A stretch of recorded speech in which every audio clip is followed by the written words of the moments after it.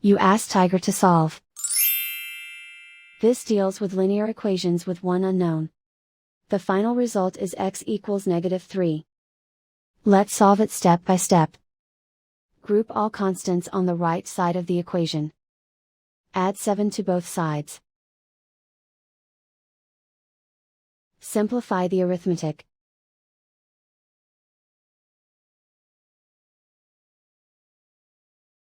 Isolate the x.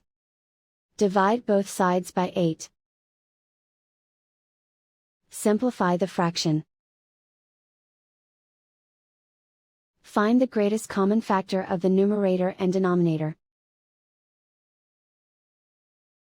Factor out and cancel the greatest common factor. And so the final result is x equals -3.